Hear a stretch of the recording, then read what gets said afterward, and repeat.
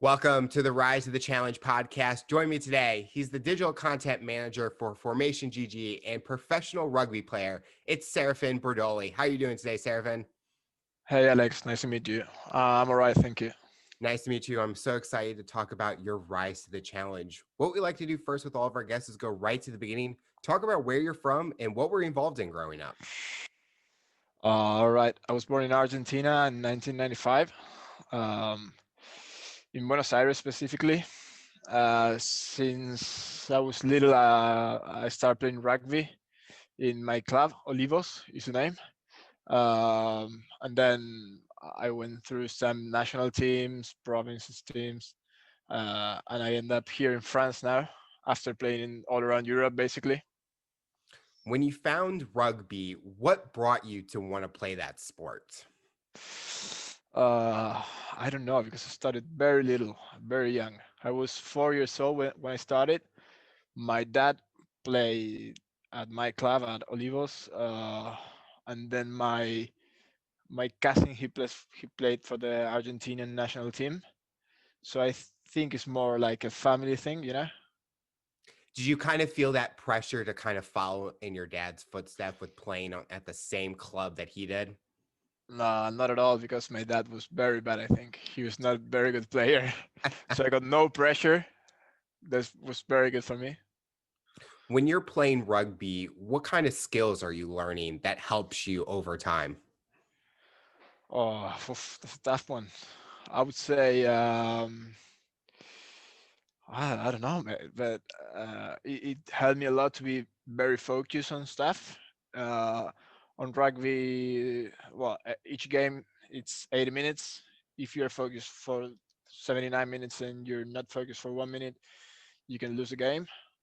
So I would say that's the main skill that I'm developing on rugby. When you're going out and traveling and playing the games, did you have kind of a social life still as a child, or was it more focused on playing rugby and just having fun there? No, both of them. Actually, for example, when I first went to Italy, that was my first professional club. I thought, all right, I'm here about just because of experience. I don't want to make money, even if I was getting money. When I said yes, all right, I'm gonna do it. I'm gonna do it. I was just thinking about the experience, living in a different country, make some new friends, play some different rugby on another country, and it ended up being my job. You know. See, that's interesting because a lot of people, I know if I was playing a sport, I'd be like, well, how much money am I making? Like, I kind of want to reap the benefits of it, but it Yeah, shows the passion that you have for the sport that the money did not care. You didn't care about it. It was all about the playing the game and just being on the field. yeah, absolutely. Because when we were in Italy, there were some guys that they lived rugby, as you said. We didn't get paid for 1 month, and they just get there to the changing room and say, like, guys, today I'm not training. I'm not getting paid. This is a job for me. If you're not gonna pay me, I'm not gonna train. I'm not gonna play on the weekend. And I was there, but I was the other side of the coin. I was like, guys, just let's do this. We play rugby since we're little. We always play for free. Now because we didn't get paid 1 month, we're not gonna play. But you have both sides of the coin. Was there ever competitiveness with your brother on who was the better athlete, or did you guys try to outskill each other in a way? Nah, not really. We just try to make the other one better. How were you guys able to do that? We train together at home a lot of time, um, and he trying to make me better on what he knew that was not that good, and I was the same with him.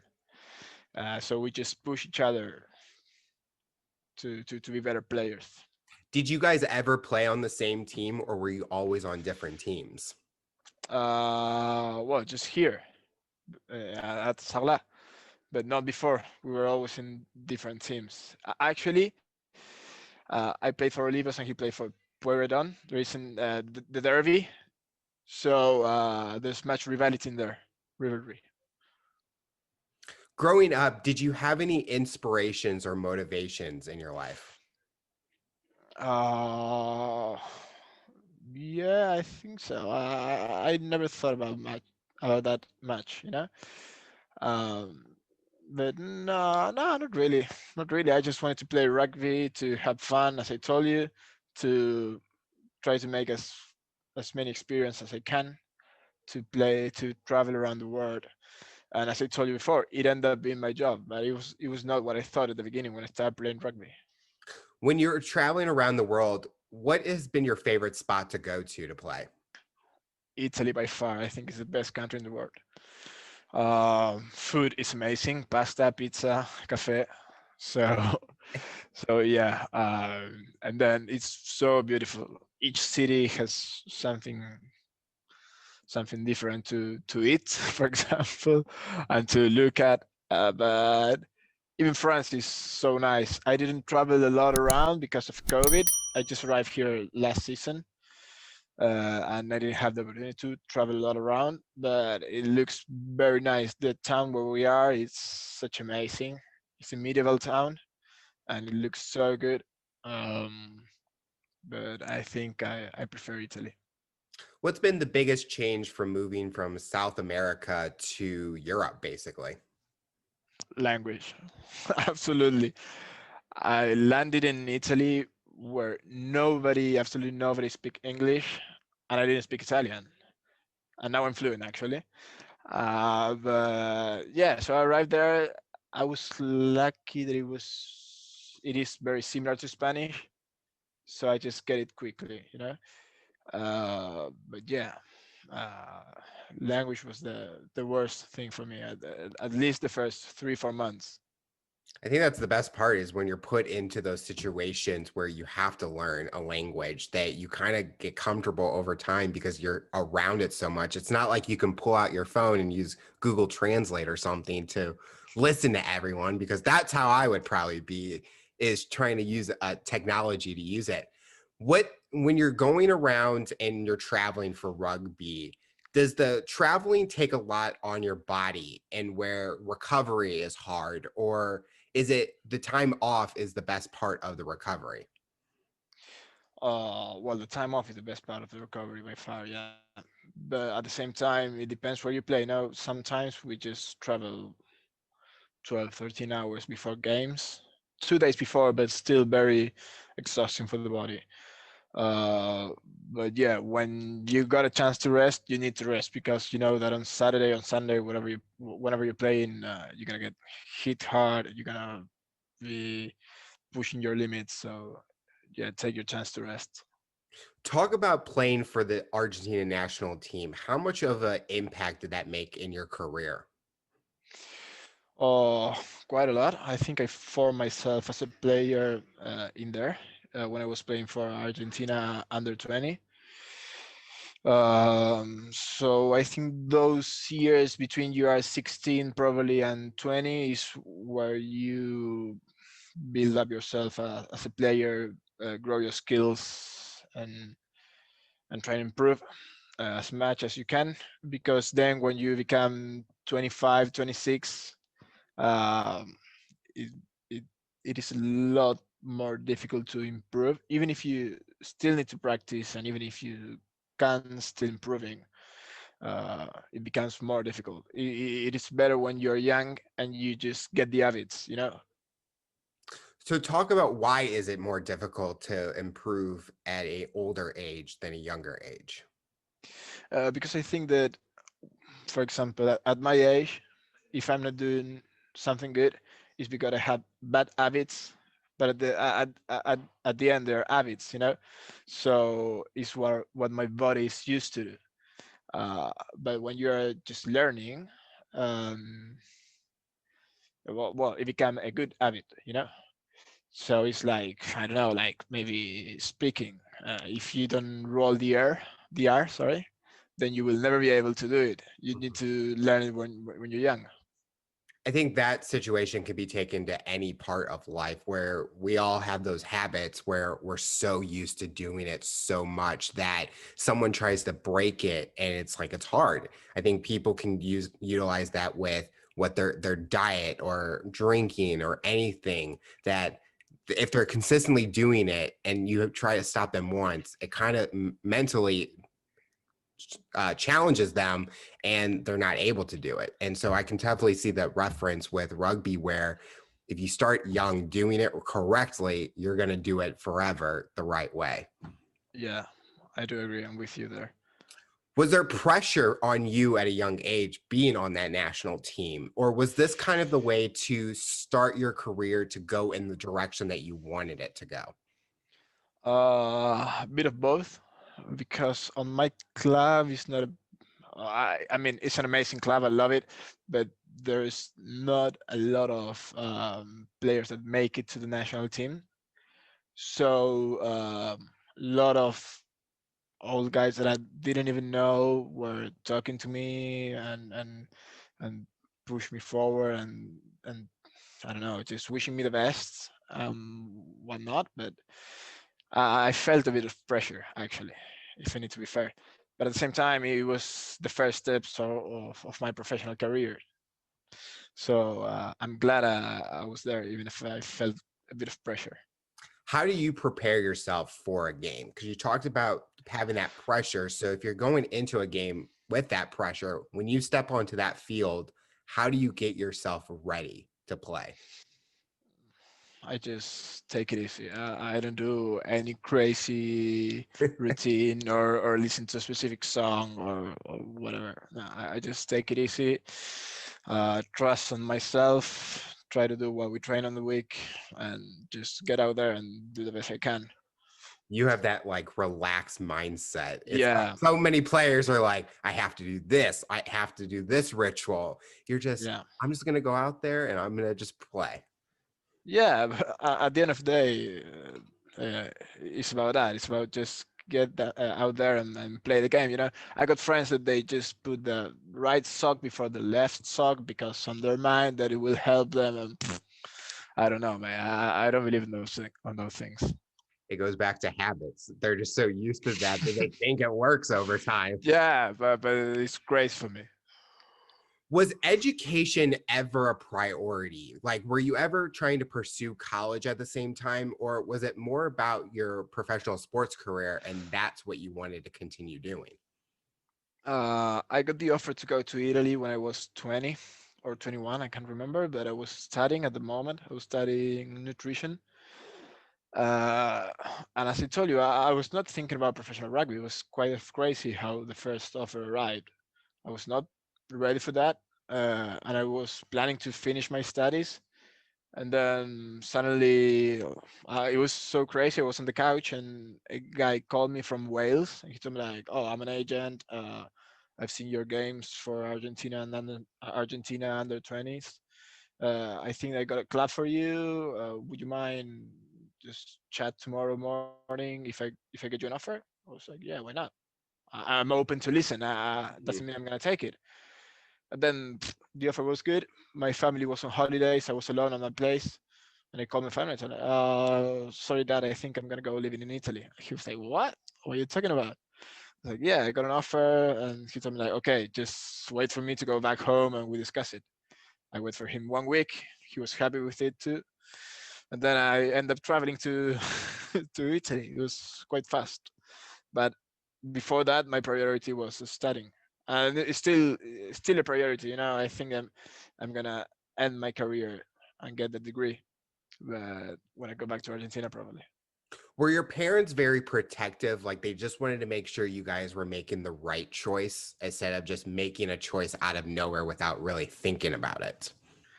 Um, no, I don't think they were very protective. They obviously wanted the best for me and for all of my brothers and sisters, but I wouldn't say that they were very protective. They tried to give me their advices, their thoughts on everything. I took some, I didn't took another, but I think that they did good. Looking back, first part of your journey, is there anything you would have changed? Would you have gone a different path or done anything differently? Yeah, probably. Yeah. When I was my first club was a very big club in Italy. And before leaving, I spent 2 seasons in there. I signed for 1 season. Then they asked me to sign for another one. I signed for the second season, and at the end of the second season, they want me to sign another two. And I was 22, 23 years old. I said, "No, I'm not doing this. I miss my club, miss my family, miss everything. I'm gonna go back to Argentina and then get another good offer." It ended up that I didn't get another good offer as easy as I thought it was gonna be.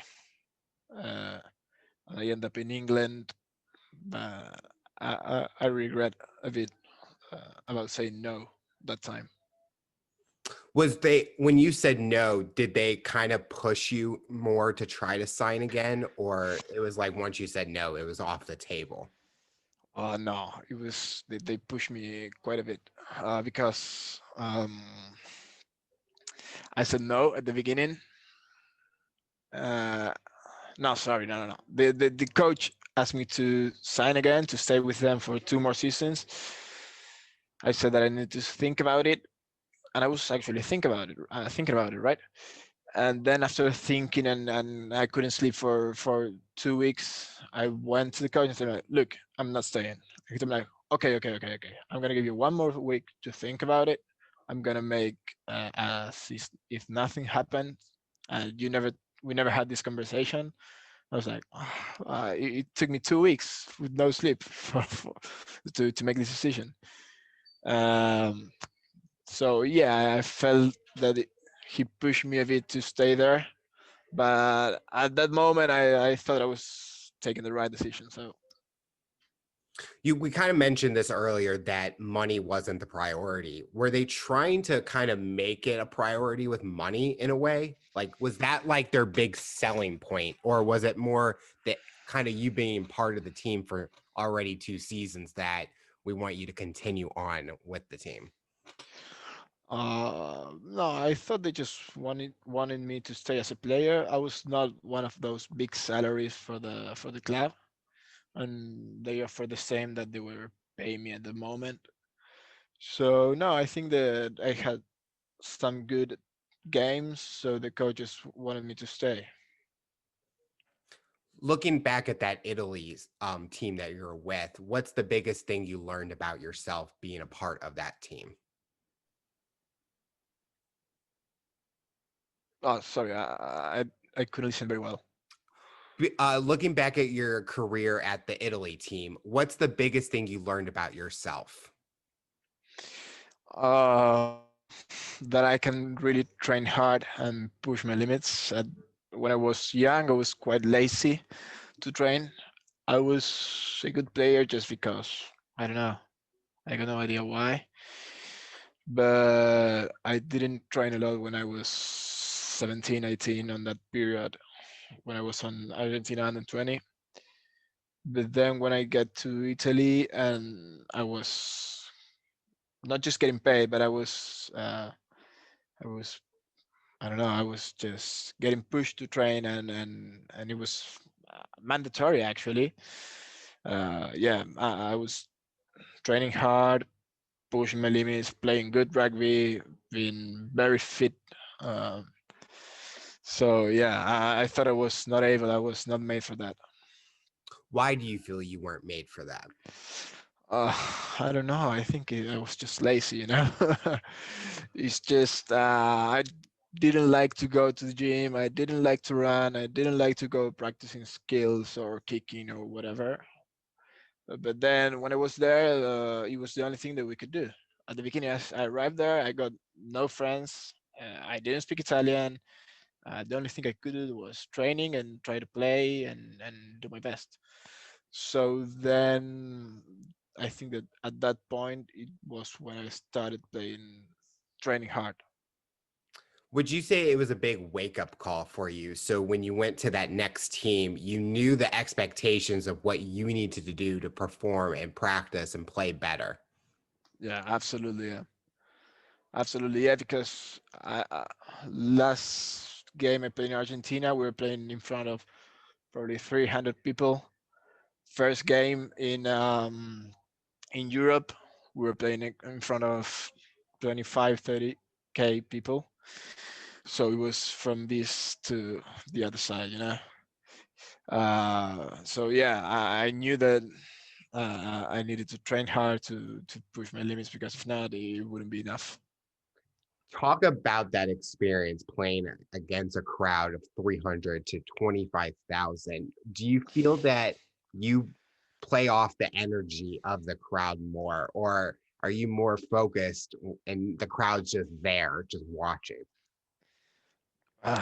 So, but both of them actually, because like 30 minutes before the game, I felt like, all right, I'm cool. Nothing happens. It's full of people. What's the difference? They're not gonna change my game. But just 30 seconds before the game started, I was shaking. I was like, oh no, I'm not sure if I'm made for this. Yeah, the difference is massive at the beginning. Then you get used to it, because it was not the only time I played in front of a full stadium.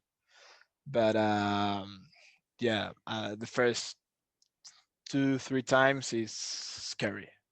I feel like every athlete goes through that, especially with Olympics, where they might not be performing in front of a lot of people, but you get on that main stage or in soccer or football, and for Europe, it's just that atmosphere. And I think I would probably be the same way, where nerves, but after you're comfortable and you're in front of those people for a while, it's like, okay, they're here to watch me. They're going to cheer. I mean, but nowadays you have social media and someone's going to take a video and then you'll start going trending. And then it's a Yeah. bad way of going if you do something bad. Yeah, absolutely. Yeah, yeah. No, but I got used to it. I got used to it. I'm glad that here we don't have a 20K, but I hope we will have them soon.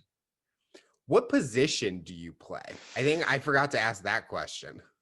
Yeah, I play number 10. It's fly half, but I can play 12, 15. I'm kind of what is called utility back. So on the back line, I can play almost every single position. Do you think that makes you a strong player, that you're able to be a utility player and you can play any position that they ask you to? Yeah, maybe. Yeah, it also depends on the coach too. Some coach, they just say I want a pure 12, a pure 15. Some others say like, okay, let's bring some utility backs so they can cover up some gaps. But I think it's cool. So talk about making that transition to the England team. What has been the biggest thing that you learned about yourself being at that team? Uh, We're going on a journey. yeah. And are we coming to France after that? Yeah, we're going to each country that you've been to. Okay. Well, it was it was quite a difficult period. I started playing for the first 4 or 5 games, and I was playing quite good. And then I got injured. I broke my fibula. Went out. I was out for like 3 months, I think. And then I went back to play 2, 3 games. COVID, and so it was, yeah. So it was a nightmare. It was almost one season just playing 6 games or 7 games. Yes. Going through that injury, did you kind of feel that maybe your career was over, or you knew that you would be able to get through it and get back out there on the field?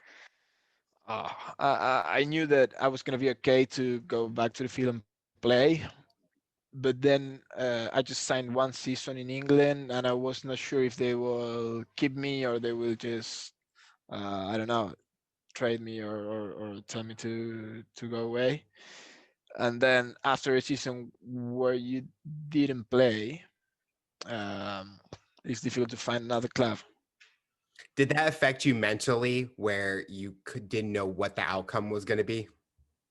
Yeah, absolutely. Yeah, I had probably 2 or 3 months between March and June that I was panicking. I didn't know what to do. I didn't know where I was gonna go. So and it was in England. I was not even in Argentina at Mainz.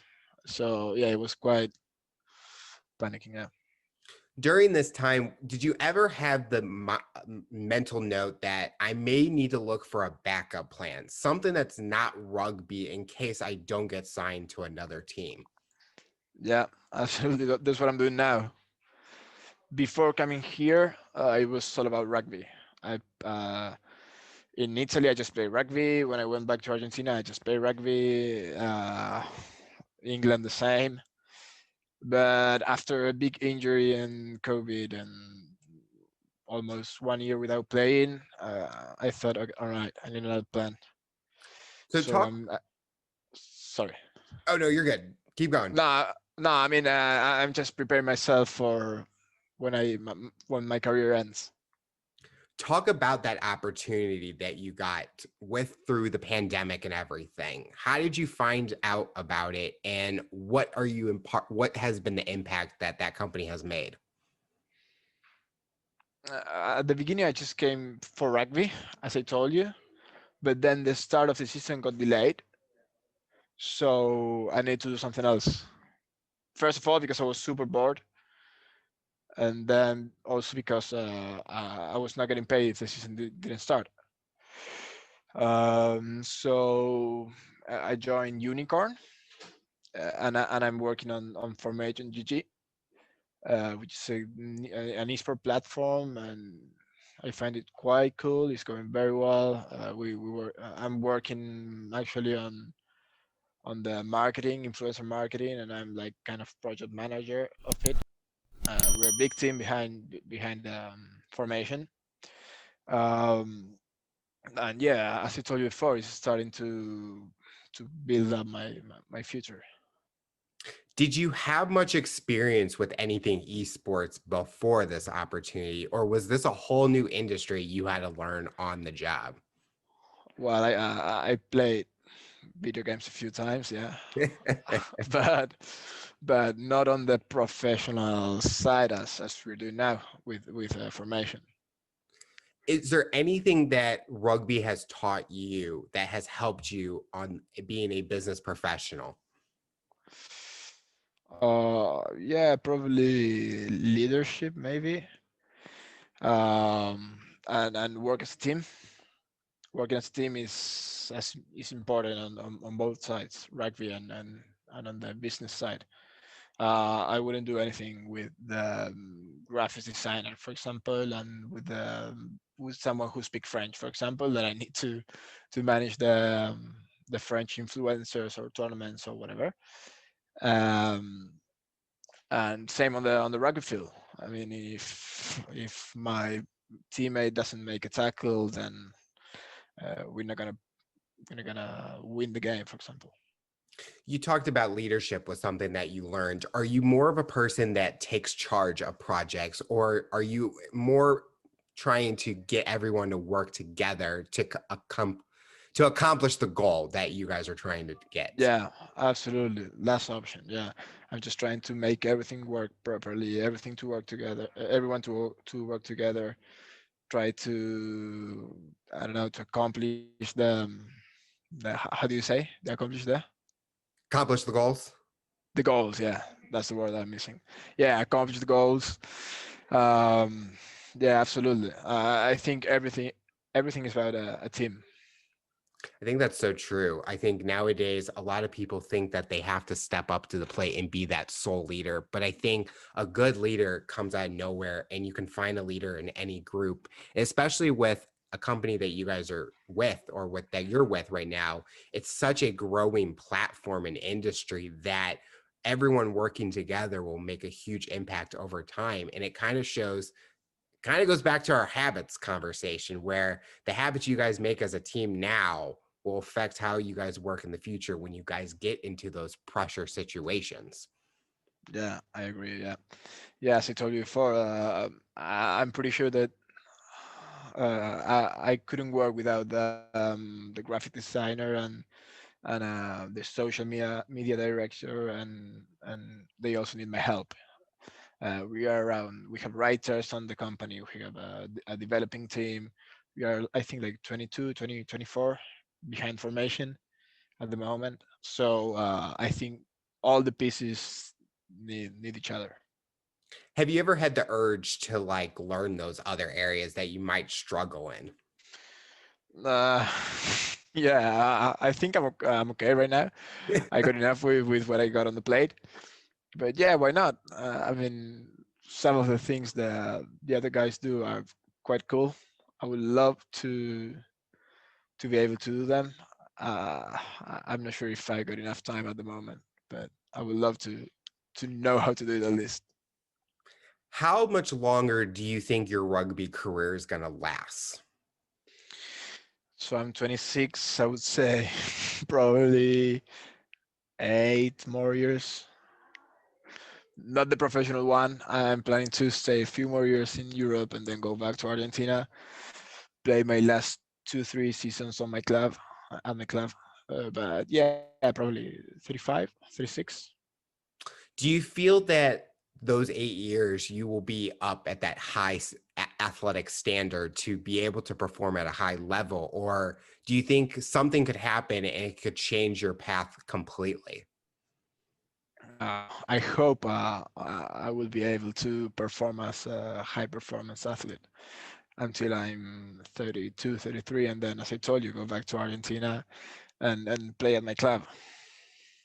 So the whole end goal is to go back home, basically. So right now, this is just getting you to that next step where you want to be. Well, yeah, at the moment, yeah, yeah.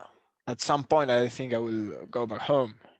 I'm having a great time here. I got a great time at Italy and at England too. But home is home, you know.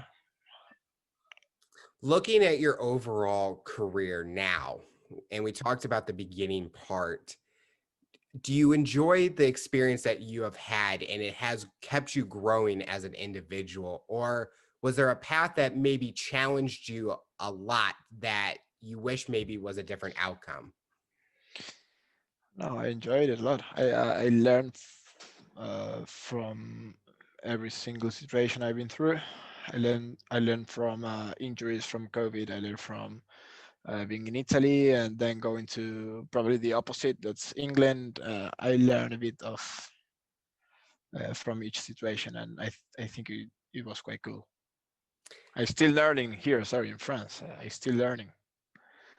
That's the best part. I think the pandemic has told a lot of people, and it kind of did a self-reflection where people want to learn. I think they're finding these new avenues and they're finding these new opportunities to learn. And I think that helps all of us. And especially with your situation where you're wanting to learn more about the business that you're part of and being a professional. And you can compare that to any athlete right now. They're always looking for that next opportunity in a way. And it shows that even for you, everyone's going through similar journeys.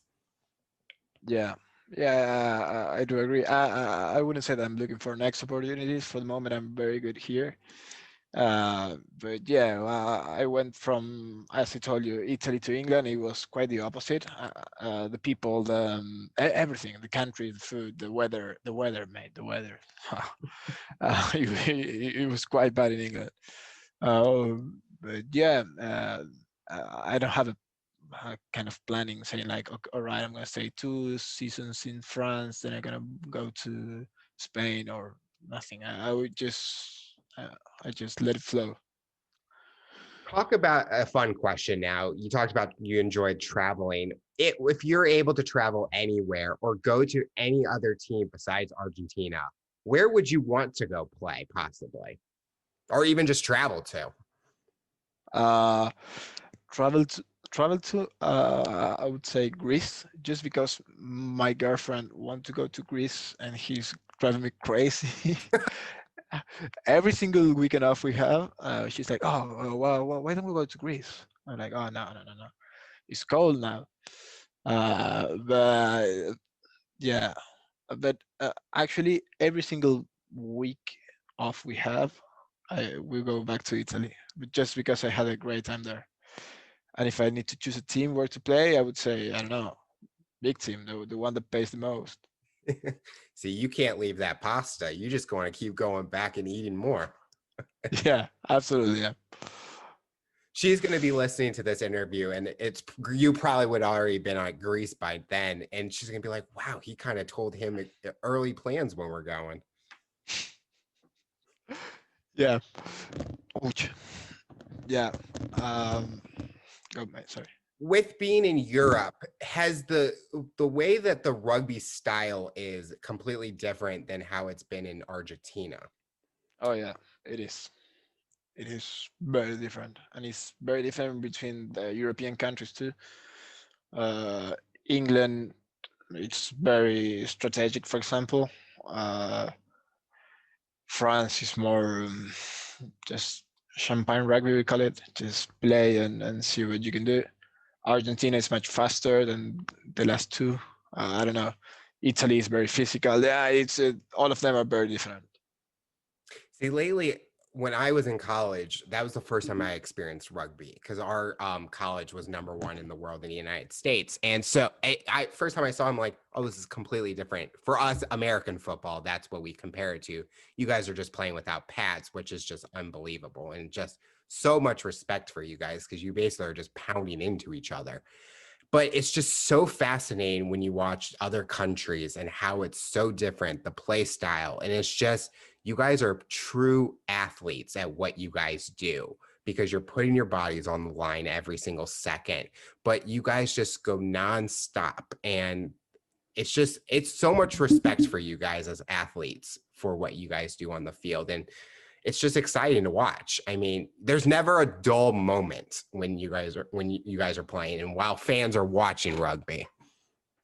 Yeah, absolutely. Yeah, I got a lot of friends that they know nothing about rugby, but they enjoy watching it. They said, "Oh yeah, I like to see how you go against each other, how you got hit, and whatever," which is fair enough. It's like when you watch, I don't know, UFC. You know, Yep. they fight against each other. It's very nice to watch, but I will never do it. I'm the same way. It's like the technicalities and like oh, you have to strike this way, or for rugby, you have to tackle this way or play this way. I'm like, I have no idea what you're talking about. I'm just like, just let me watch it. I just want to see Yeah, everything that's happening. I'm like your friends.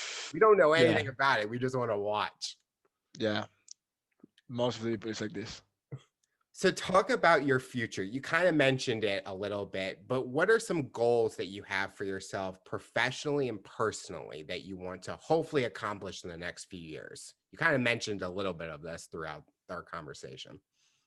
Well, yeah, I think that as I told before, I just wanna keep going with this. Just I'm planning to stay here in Sarlat a few more years. Uh, Club is so good. The company where we work is so good too.